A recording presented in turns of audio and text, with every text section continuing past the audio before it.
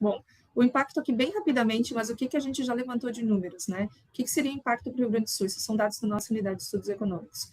Com o acordo Mercosul-União Europeia estabelecido, nós teríamos em 15 anos um aumento do PIB de 4,6%, as exportações subiriam em 801 milhões de dólares, empregos, mais de 31 mil postos em 15 anos, e aí os principais setores beneficiados, tá?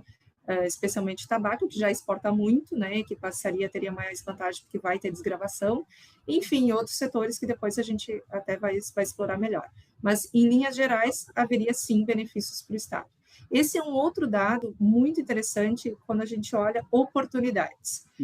A Unidade de Estudos Econômicos levantou que hoje a gente já exporta 2,3 mil itens para a União Europeia. Tá? Existem outros 1.100 que a gente já exporta, né, para outros mercados, já somos exportadores. A União Europeia já importa esses produtos de outros mercados, mas não importa, né, do Rio Grande do Sul. Então, nós temos oportunidade, obviamente, que deve ter alguma característica, algumas questões, mas a gente está falando que, a grosso modo, 1.100 itens não estão ainda no mercado da União Europeia e que poderiam passar a ter diante de uma vantagem de inserção, né, com menos tarifa, ou com essas regulamentações, com esses outros aspectos que eu mencionei. Então, existem oportunidades para novos produtos que a gente não está colocando ainda nas estatísticas. Esse gráfico, eu gosto muito dele, porque ele nada mais é do que uma comparação do nosso saldo comercial, né? Do que a gente mais exporta e o que a gente mais importa. Então, para facilitar a leitura de vocês, assim, o que está acima em azul são os produtos que a gente mais exporta do que importa da União Europeia atualmente. Então, o tabaco, a gente exporta muito, importa pouco, porque eles não são produtores, né? Resíduos alimentares, celulose. Então, quando a gente olha esse gráfico, a gente já enxerga claramente onde a gente vai ter mais oportunidades e aonde a gente vai ter mais desafios, que são os em vermelho. Né? Então, a gente olha lá embaixo, máquinas e equipamentos, a gente já importa muito da União Europeia. Então, com uma redução de imposto, naturalmente facilita ainda mais essa importação. Né? Então, só que aqui a gente olha a nível global. Né? Eu acho que o que o Jonathan falou no início da apresentação é primordial. A gente precisa provocá-los para que vocês olhem individualmente a questão da empresa de vocês, dos produtos de vocês, porque cada situação é uma situação. Né? Então, a gente vai ter particularidades, por exemplo, móveis. Móveis aqui consta zero, ou seja, a gente tanto exporta quanto importa. Mas o que a gente importa da União Europeia? O perfil de produtos que a gente importa hoje é o perfil que a nossa indústria moveleira gaúcha produz?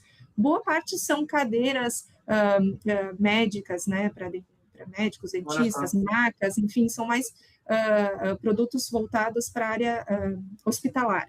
Né? Então, não é um produto que seja a grande maioria do que é produzido aqui no Rio Grande do Sul.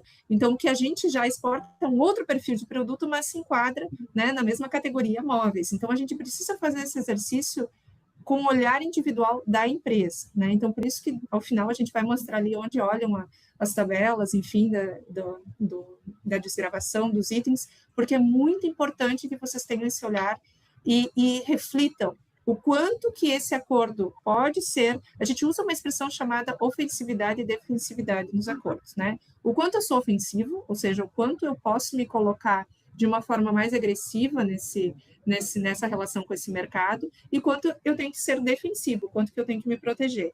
Né? Então, é esse olhar que cada empresa, cada setor tem que ter diante de um acordo. Hoje a gente está falando da União Europeia, mas esse movimento tem que servir para todos os outros, né?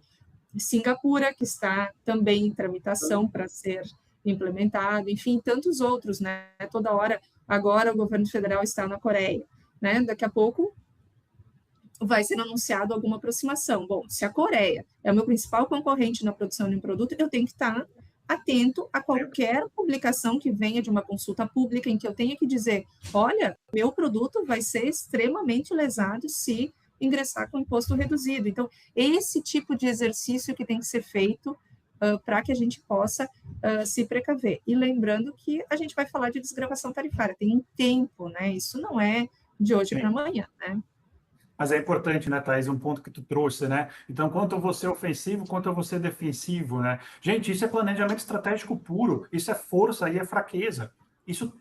O pessoal tem que começar cada vez mais a entender que o contexto, ele é globalizado. E há impactos, né? O comércio exterior como um todo, por mais que eu não participe dele, como eu comentei antes, né? Daqui a pouco eu não exporto, eu não importo, mas eu vou ter impacto. É importante a gente começar a medir e ponderar isso no dia a dia, e essa é, inclusive, uma provocação que a gente tem feito, Thaisa, nos últimos tempos, né? Porque hoje, olha, considerando todos os efeitos das questões geopolíticas, né, vai ser impactado. Vai haver reflexo no dia a dia de todo mundo. A gente viu agora com os Estados Unidos, né? Muitas empresas que não são exportadoras para os Estados Unidos, né? Nem exportam, mas são fornecedoras de empresas que atuavam exclusivamente com o mercado americano e foram afetadas, né? Então, hoje nós temos essa integração, né? Que acaba todo mundo de alguma forma paga a conta, né? Dessas questões. Exatamente. Não, e eu me lembro, né? Trazendo um recorte assim lá de um tempo atrás, quando o SG caiu, né? O Sistema Geral de Preferência, no caso, Formiei para a Europa, né? Gente, foi cadeia, no caso produtivo aqui no Rio Grande do Sul, por exemplo, que sofreu com isso, né? Se a gente for pegar lá 20 anos atrás, quando isso aconteceu, né? Então, assim, o Brasil deixou de ser um país, né, subdesenvolvido, em desenvolvimento, agora a gente não vai poder considerar mais o Brasil, não vai entrar dentro do Formiei mais, né? Teve gente, cliente, no caso, naquele momento, que parou de exportar, parou simplesmente. Né? E às vezes era uma indústria, por mais que seja média empresa, às vezes, né, Thaisa? Mas há lá uma lanchonete perto, um restaurante, uma manicure, outros serviços em si, sabe? E às vezes fica pelo caminho. Mas, Jonathan, agora cheguei a ficar com saudade de quando o maior problema que nós tínhamos com os Estados Unidos era o SGP, né? Eram bons tempos. É verdade. Bom. Então, voltando para a União Europeia, então, o que a gente está falando hoje? Né? A gente está falando de 2 instrumentos, né? Isso aqui é só uma questão bem formal, mas, assim, esse acordo, ele tem uma etapa bem comercial, que é o ITA, tá? Que é a parte do acordo que ela vai falar só das questões comerciais, que é isso que está tramitando agora, né? É esse que está em análise pelo Parlamento Europeu, porque ele não precisa da aprovação dos parlamentos de cada um dos países, e o grande guarda-chuva do acordo é o EMPA, que aí é o acordo completo, né, com todos os capítulos,